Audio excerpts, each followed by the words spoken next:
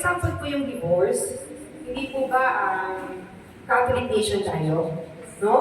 So ang hirap na ilang beses na yon, actually napasa na siya sa Congress, hindi ba? Tapos, hindi pinirmahan ng mga senators.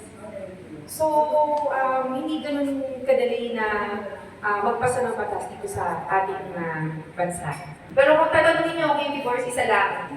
Pinag-aralan ko rin kasi siya ng todo. Sobrang malapit kasi ako sa mga babae dito sa Quezon City. Nung nanalo ako kasi dito sa Quezon City, noong 2016, mag-isa lang ako ng babae. Kaya doon talaga ako naging malapit sa mga babae. Tapos, hindi naman po ako tatakbo ng kababaihan party list na first nominee kung hindi ko naman po kaya nilaban yung mga babae. So, maniwala po kayo sa akin kung ilang mga solo parents na po, ilang luha na ng mga solo parents yung nakita ko. Isa po doon sa mga problema po nila, kaya po nasama yung divorce sa atin kasi hindi ko talaga gusto yung divorce before. Kaya ako talaga napag-aralan yan dahil dito sa kababaihan party list talaga. At sa mga experience ko po, hindi lang isang pagsimay na babae na nag-start ng 2016. Kasi kapag nag-asawa ka, di ba iisipin mo, hindi mo naman iisipin na maghihiwalay kayo, tama ba? Iisipin mo habang buhay kayong magsasama. Tapos, bigla yung asawa mo, babae o lalaki man yan, pero 90% of the time lalaki to, no? Halimbawa, magsasawi or magdudugay. Tapos, one month pa lang, hindi na, wala nang padala sa'yo o hindi ka nakilala, 1 month pa lang. So, ilang luha na po yung nakita ko mga ganyan. Kaya po naisip natin yung divorce. Bakit? Kasi kung 1 year na, baon ka na sa utang, sa 5-6, tapos noon, dahil siyempre may mga anak di ba? Tapos yung asawa mo, pagkadating sa abroad, di na nagpadala sa'yo kasi hindi ka nakilala, di ba? So pag nag-file ka ng divorce, at least 50% to 80% na kinikita ng asawa mo, mapupunta sa'yo. May pangbuhay ka sa mga anak mo.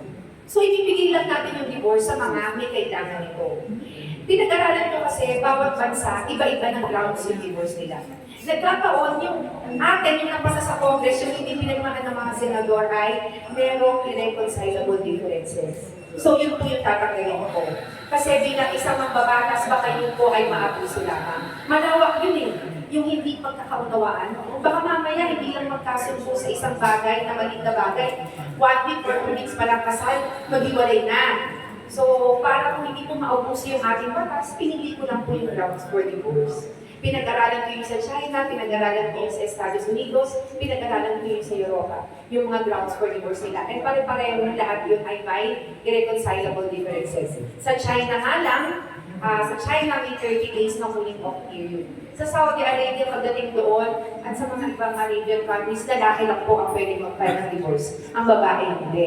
So, iba-iba po bawat bansa. So, tayo naman, ang gagawin naman natin sa atin para mapagbigyan yung mga solo parents at yung mga nangangailangan nito, yung mga binubugbog, hihintay mo pa bang mamatay ka bago ka makapag-divorce, di ba? So, yung mga nangangailangan nito, para mabigay po natin, tatanggalin natin yung irreconcilable differences. At sa tingin ko, pag tinanggal natin yun, mapapasa yun sa Senate. Pipirmahan yun ng mga senators. Kasi, pinili lang natin yung grounds natin So, ganun po. Pinili ko lang po talaga yung grounds. So, number 1, yung domestic violence. Number 2, yung abandonment, yung diniscuss ko kanina. Tapos, number 3, incest po, or rape. Number 4, drug abuse. So, yun. Infidelity. Pero hindi ito yung simple infidelity, di ba? Tayo naman, lalo na yung mga babae na nandito. Pagka meron tayong nahuhuli natin yung asawa natin, okay lang sa atin pagka humingi ng tawad sa atin, di ba?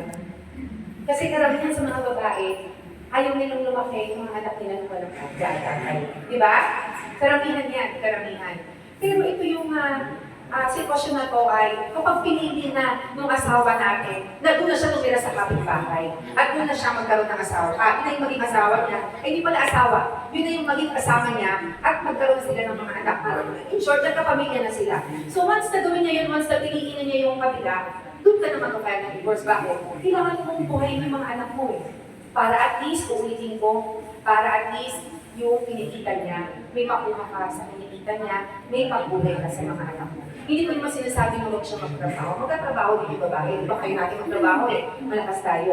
Pero at least meron tayong pangsimula. So doon po nagmula yung divorce. At yun lang po yung grounds natin.